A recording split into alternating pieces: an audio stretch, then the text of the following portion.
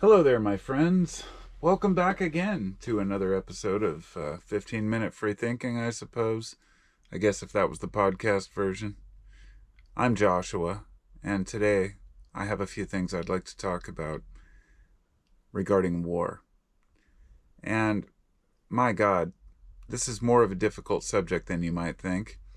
I'm going to be very cautious and tread lightly, not because I'm afraid to express my true opinions, but because I respect other people's opinions.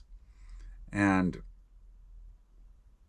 I've spent my whole life being extremely opposed to warfare of any form, at least the ones that I've seen in my lifetime. You know, I realize that wars in the past have been fought over, let's just say there's always an aggressor.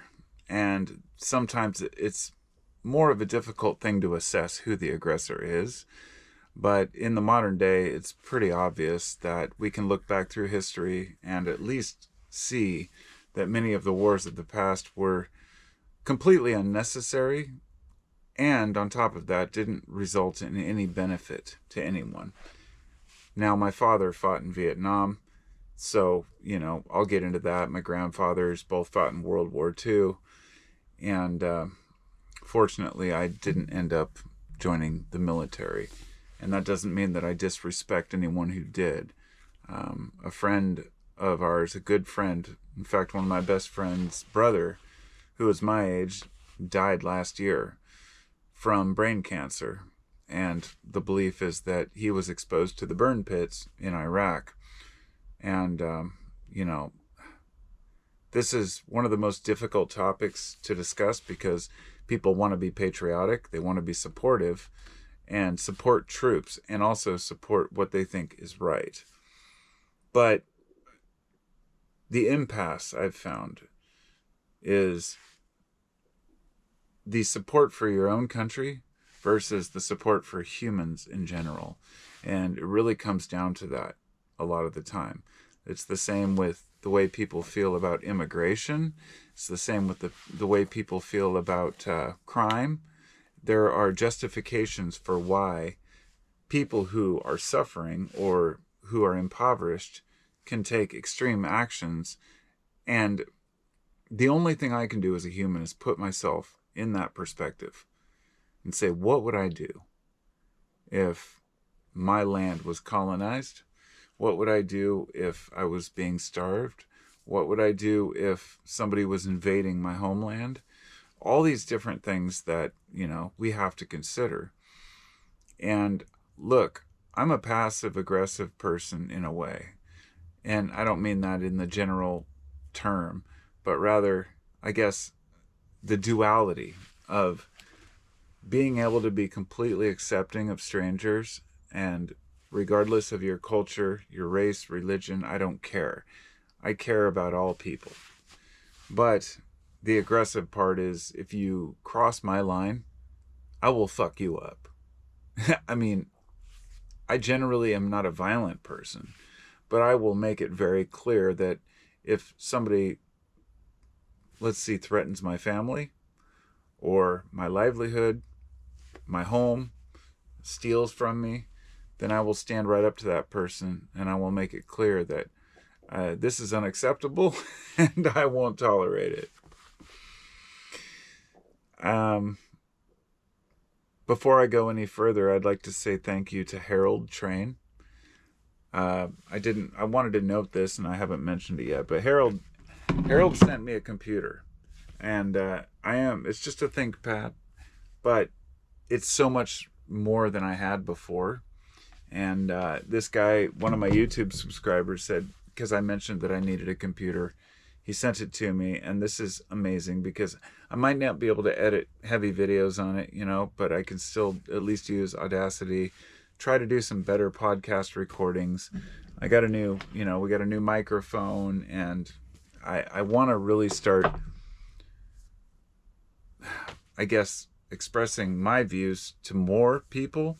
That sounds pretty arrogant, but I feel like it's time.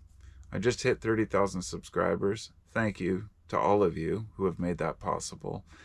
And I want to make it clear to any new subscribers that, as I said, I don't put up with any bullshit, but I'm also a pretty fucking cool, peaceful guy, as far as I'm concerned. I don't, if you met me on the street, I'd be like, what's up? To anybody I meet in the store, I'm always kind. I try to be the nicest person I can. And I realize that I live in a pretty sheltered country. I know why Americans are fighting about petty bullshit.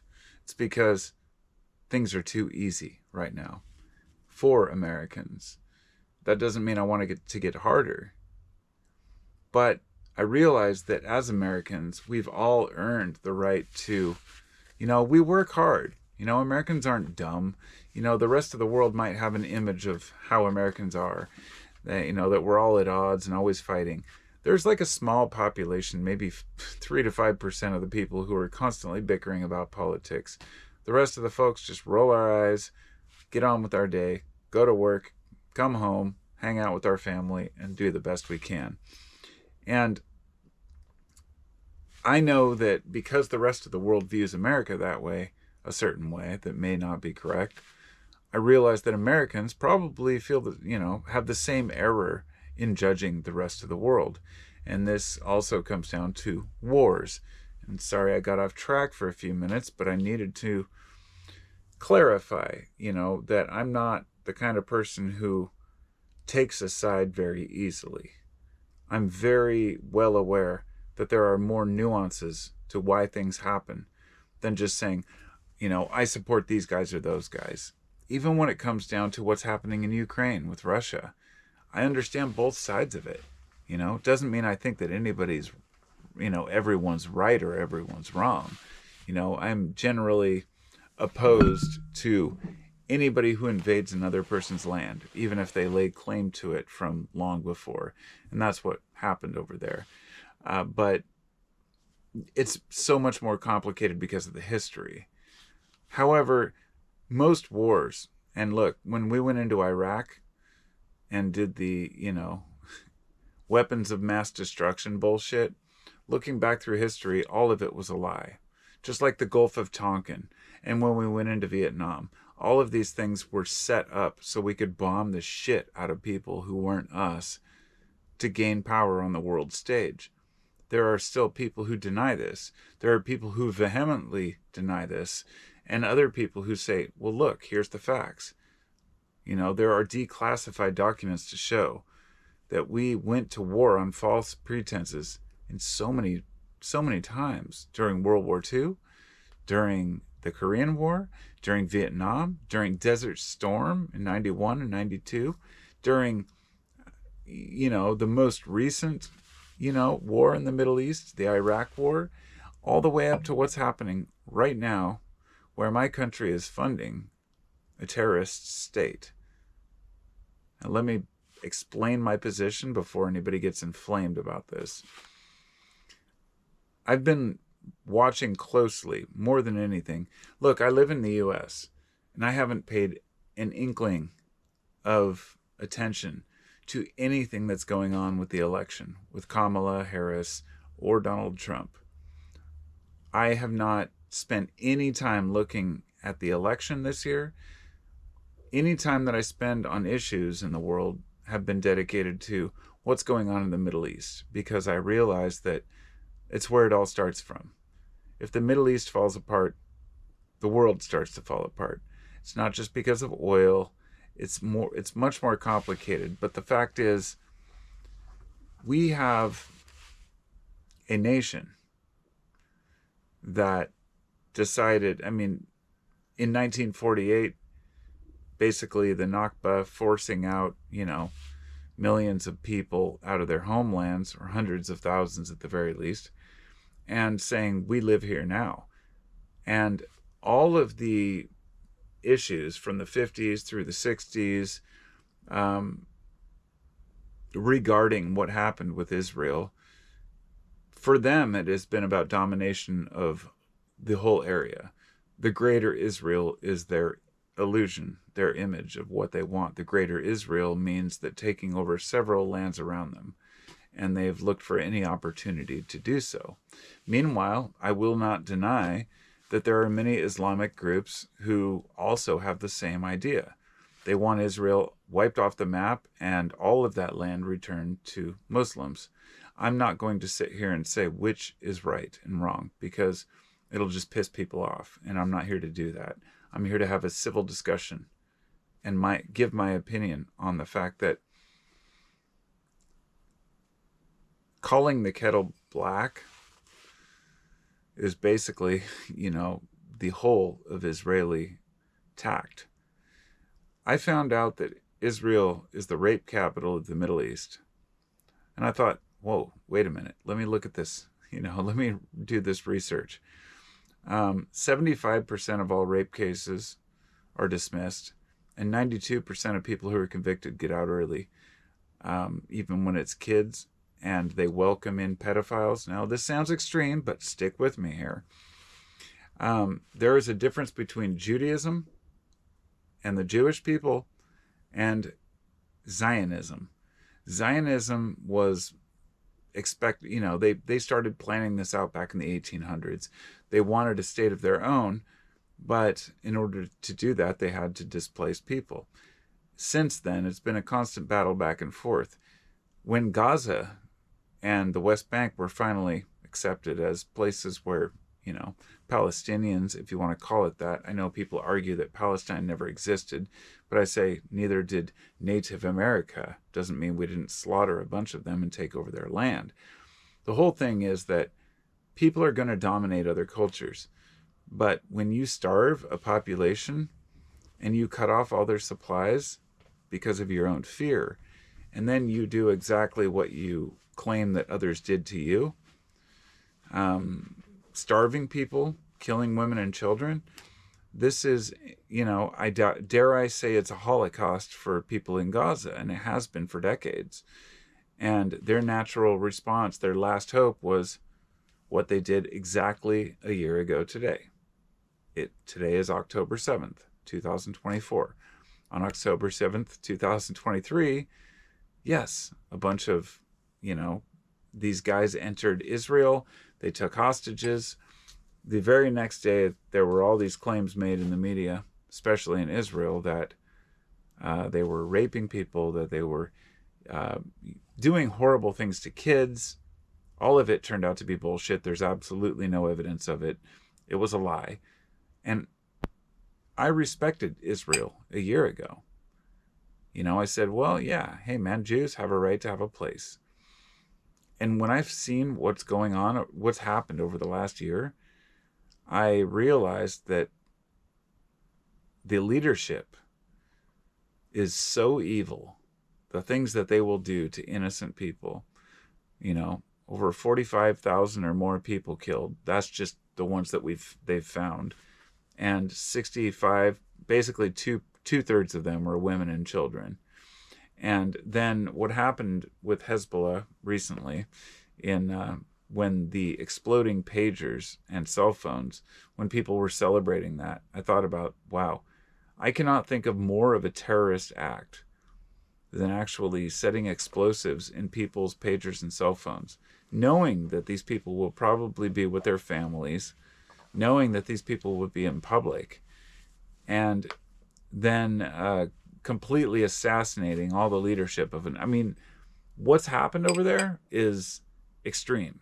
What's going on right now, I don't think people realize the implications of it. And the reason I'm finally making this video, because I've made like 2 or 3 of these that were probably a half hour long and just never uploaded them because I don't want to get political and I don't want to get into fucking war. But I am sick and tired of seeing innocent people die everywhere.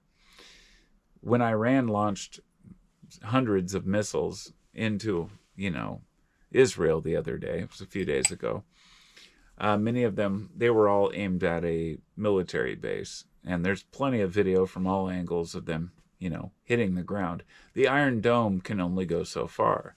And the thing is that I don't believe these other countries are really trying to kill civilians. However, there are entire apartment blocks destroyed in, Gaza, the West Bank, up in the north. Beirut is just, getting annihilated by Israeli weaponry. And here's why I have a grief with it. Because my fucking tax dollars are paying for it. Okay? We're giving $4 billion a year to Israel, but $100 billion in weaponry recently on top of that. I found out that the amount of money Americans give to Israel in their tax dollars each year is equivalent to giving every family of 4 in Israel $106,000 per year. Let that sink in for a minute. If you're an American and you're working full time and trying to pay your rent, just know that your taxes are going to give Israeli people $106,000 per year. Does that mean all of them see it? All that money? No. It goes into weaponry and all kinds of other things. But you should know that we give enough money to Israel, more than anybody else. I think it's the 3rd most aid we give in the world. And they have free health care, universal health care. All their people are completely taken care of. Are we in America? So it's important to question what's really going on. If your tax dollars are funding the death of innocent people, you should be questioning that. And I feel like that shouldn't even be an argument. But it is.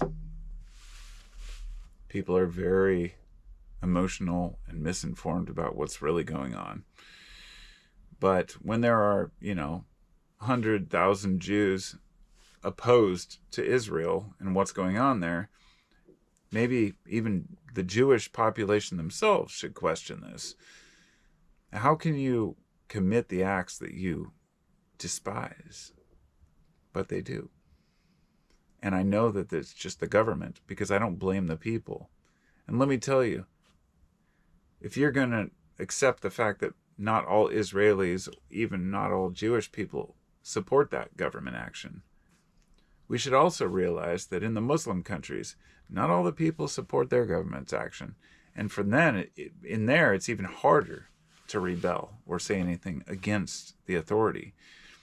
And so, let me say, when we talk about going in and fixing a country, the reason I'm talking about this is because Iran has always been the end goal. America has been after Iran, and so has Israel for a very long time. Iran has military bases everywhere. They have tunnels that are so far underground, not even bunker busters can get there. The U.S. and Israel, I'm sure, have plans to blow up the entrances and exits. But it's a matter of how much they know. And then yesterday I found out that there was 2 earthquakes. And one of them was pretty close to an Iranian nuclear facility. The theory is that Israel and Iran are both testing nuclear weapons right now as we speak. And people kind of take it as a joke. Oh, nuclear weapons, whatever. We hear it every year. It's not going to happen. Just be aware that if it does happen, it's not going to be pretty. It's not going to end with just a couple of countries over there. It will turn into a full-scale battle between several countries, and it will be a complete nightmare. And so, for me to step back right now and say, what matters? My God, human beings deserve to live a better life. We have so much potential right now. So, when we're spending billions of dollars on war, hundreds of billions of dollars, trillions. Our country alone spends $1 trillion on the military when you include black ops. So that is, I believe, 6 times more than, China spends, I believe, less than 1/3 of what we spend. And they have a bigger country, and their military is growing faster. We put our military, we spread them so thin over the world, and then we have the gall to send billions of dollars in weapons to somebody who's killing innocent people. A country who plays victim. And I have never in my life seen more propaganda than I see coming out of Israel right now. So, my apologies if you're offended by that, bothered somehow, but it's the fact. Israel, in my opinion, has become a terrorist state, blowing up people's pagers and communication devices, planning this so you know they're in public, you know they're with other people, and then starving a population and then closing the borders to aid. There was a UN report the other day that said that 100% of people in Gaza are either starving or facing starvation right now because Israel will not let aid in there. And I want to say, even if everything is legitimate in warfare, blocking aid to civilians is never acceptable. Blowing up mosques and hospitals and schools, as they've been doing, hundreds of schools and mosques. I cannot believe that the world is not more infuriated with what's going on. But I find out that they are infuriated. Over 2/3, I think it was 140 countries voted to consider Israel an apartheid state and basically called them terrorists. Now Netanyahu and his top officials have a warrant out for their arrest. And people can write off all the other countries and say, oh, well, fuck those guys. But the U.S. stands alone in supporting this bullshit right now. And so I'm not part of that. I'm an American citizen who knows better. I don't like war. I don't like what my dad went through and what it did to him. I don't like what happened to my friend that died, in Iraq, or my other friend Ben, who came back. He was a 50 caliber gunner on a fucking Humvee, and they hit a roadside bomb in Iraq and it blew all of them up. And all I would like to say is even if you support what happened in the Middle East with us, for example, I would like to say, well, we spent 20 years in Afghanistan.